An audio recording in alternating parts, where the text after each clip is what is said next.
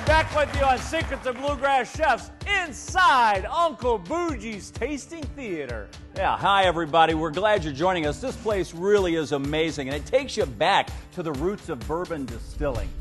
There's a fantastic bar full of creative bourbon cocktails, and inside the bonded warehouse, you can even fill your own bottle of bourbon right from the barrel. Obviously, we've got the barrel of bourbon here, Uncle Boojie's. We can tell you a lot of stories about that, and over the next few minutes, you're going to hear a lot about it from this guy, Steve Smith. Steve, thank you for allowing us into your space here, Uncle Boojie's. You created this, your vision of Paristown over the last several decades, starting to really blossom down here. Yeah, we're happy to have everybody here, and we're going to feed directly from the barrel. And if you like what you taste, then we'll put it in a bottle for you. So every bottle is one of one. This barrel is about 120 proof. It's uncut, unfiltered. You're going to get a little char in your taste today. You want to try some? Let's thief it out, and then we want to hear the story. Absolutely. Yeah. So I'll hold these. We're going to. So this is the process we'll use every day. There'll be people who are much more talented and more attractive than me, of course. But you know, we're here to. You know, we really celebrate the single barrel and the natural flavors of the bourbon. Most people are filtering it, taking through a bunch of processes. You get to take it straight from the barrel into the bottle. That doesn't happen really anywhere else. No, right? This is a unique experience, which is great to this place. Let's talk a little bit about the color as we look at it. Tim, well, you know, when you're tasting bourbon, you always get all five senses involved. I always talk about that when I'm doing tastings. The first sense is sight, right? You look at this and I go, oh my gosh, this is beautiful. Look at the caramel coloring. It's rather dark, so I think this is a little bit more than 4 years. No, it's 8 years. It's 8 years. I was going to say it's more than 4 years because you can tell the longer it ages, the darker the liquid is. And then, of course, the sense of smell. That's where you want to get up. You got to be careful. Not like a wine where you go like this and swiff and snurl and you go, and then it'll take your nose hairs out. But just a little bit of sniff. Oh, you get some vanilla, caramel. I do smell the caramel. Maybe like a little peppery note. Oh, peppery. That's a good one. I mean, everybody gets different senses, so there's no right or wrong answer when you're tasting bourbon. And then, of course, the sense of feel. And you know what that is? I know it's going to feel wet, but no, I always talk about that. It's the weight. It's like the difference between whole milk and skim milk. You know, it's heavier. Same thing with bourbons and other cocktails. It's a mouthfeel. And then, of course, the sense of taste. You want to get that, but roll it around a little bit. You just do a little sip. And then we call it the Kentucky Chew. You ever hear that? Yeah. Where you? And my mom just smacked me right there. Don't you chew with your mouth open, boy. I know, but it's amazing when you chew it like that. All of a sudden, you get more flavors in there. Yeah, you do. And of course, my wife doesn't like it when I'm going in restaurants and going. No, but you really do get a lot of flavor from it. A nice little warmth. It's not too hot. It's it's very much almost a little marshmallow, like campfire. Oh, great. Smell that? And I tell you, vanilla comes out on this. Caramel comes out on this. But you know what I love about it, too, is, and again, everybody tastes differently, so there's no wrong answers, but this is lovely. And I'm sure they all taste a little different. Yeah. Well, the barrels change every day, so that's when we're going back.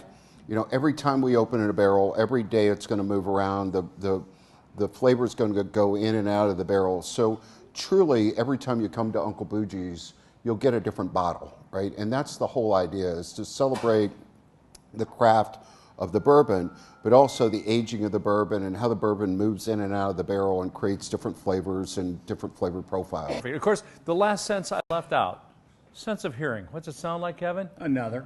Oh, no, cheers. How about cheers? Absolutely. The whole reason behind Uncle Boojie's is really to celebrate the hardworking people in the Commonwealth of Kentucky. My family came to Kentucky in 1785 with James Harrod and Daniel Boone and all those folks. They settled in Howardstown, which you actually went to school there, I right? did, 8 years. And so Howardstown's a little town nestled in Nelson County, in the hills of Nelson County.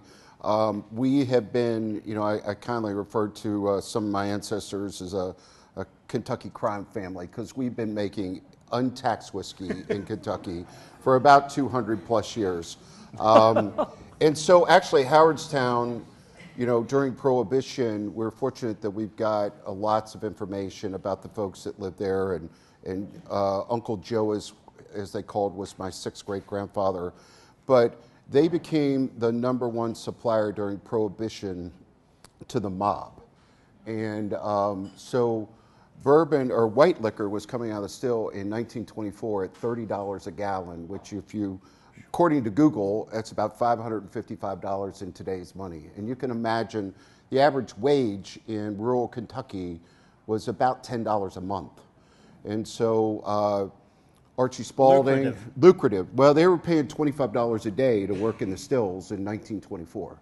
And and they were bribing everybody, right? So there's a story where there's a revenuer out of Lebanon, and he made about $1,800 a year, and we were paying him $2,000 a month, you know, and all the sheriffs were cousins, and everybody's related, and so this went on for a long, long time. You think back, a lot of people have heard Al Capone used to visit the Silbach, right?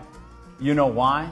Because he was going to Howardstown. Well, he was getting supplies from literally Mr.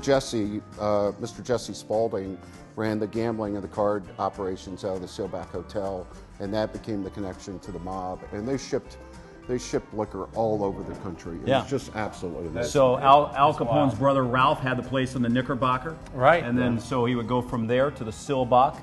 Receive a lot of the juice, as you call it, from Howardstown. So, I mean, it's all connected that many years ago. And then, of course, the great... It's an amazing story. Yeah. Amazing story. And I just love that you can come here and have a unique experience like this, Steve. I mean, this is wonderful. And after the show airs, you can visit Steve here or maybe in the federal jail. We actually got all our licenses to do this on Friday. Let's clarify this. You're now paying taxes. We are They're paying watching taxes. you. Absolutely. You play by all the rules because you have to. So let me clarify that. You are now part of the... He didn't like it the first time. I know. Not at all. Not at all. No, but you Steve Smith, everybody. Uncle Boojie. Steve, thank you. Thank you. Appreciate it. Thank you, Steve. Of course, you can always visit Steve and the great staff here at Uncle Boojie's, and it's where we are grateful to have our home for kitchen theater for Secrets of Bluegrass Chefs. Uncle Boojie's right here in Paristown. Delicious. Cheers, everybody. Come see us.